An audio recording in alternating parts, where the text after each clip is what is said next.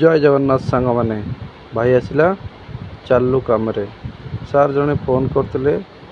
AC ठंडा हो नाला टोटाल कूलिंग हो नाला तो जाइलु देखापी देखिलु एसी पूरा जाम थिला तो ताको सार को कहलु कि खोलिकी सफा करवा सार कौन जैकेट लगे वाश करने को तो वाश कले जैकेट लगे वाश कले ठंडा हेनी सार को कहलु सार आ खोलिकी सफा करूँ तो ठंडा भल रही खोलिकी वाश करवा तो भाई जाकि गैस बैक कर देकी नट खोलुचे देखंतु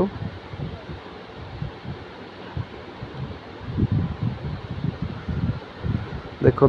कूलिंग कॉइल मु खोली देछि को भले मैला है ऊपर जना पड़नी किंतु भितर पूरा छोट छोट मैला अच्छी आगु आम जैकेट वाश करूँ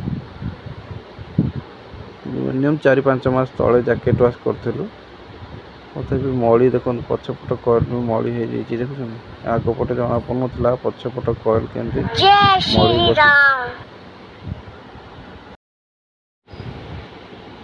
देखनु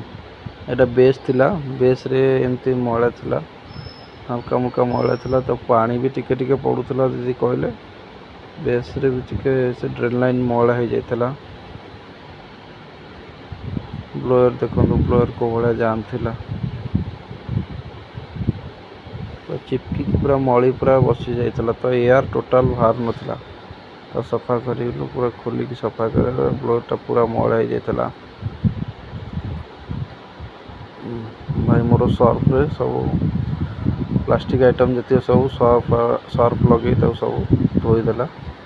पूरा चिकन कर दो सर्फ लगे सार भी ब्रश देले कहले कि ब्रश नहीं कि कण कण सब मारी दिया तो आम पाखे भी ब्रश थिला तो सही ब्रश रे सफा कर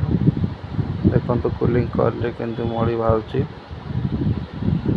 एसी सफा करवा हूँ जहाँ भी हेले खोलिकी सफा वर्ष को थरे करातु कारण एसी भीतरटा सफा न करें एमती कूलिंग हम ना वर्ष को थरे आरंभ हो कि शेष हो जेबे भी कर खोलिकी सफा करूँ भल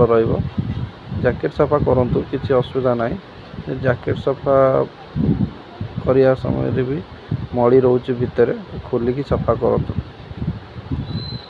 भाई माने प्लीज मो चैनल को लाइक एंड सब्सक्राइब कमेंट करूँ यदि फेसबुक रू भी देखुंत मोर फॉलो करूँ जदि भी आपणकर एसी रो कौन सी काम आसुची तो मते कांटेक्ट भी करें कमेंट करूँ मुझे आपको नंबर देदेवी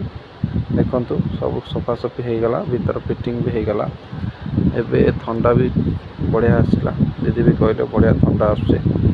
हवा पूरा आसुचे तलको ओके थैंक यू जय जगन्नाथ रही।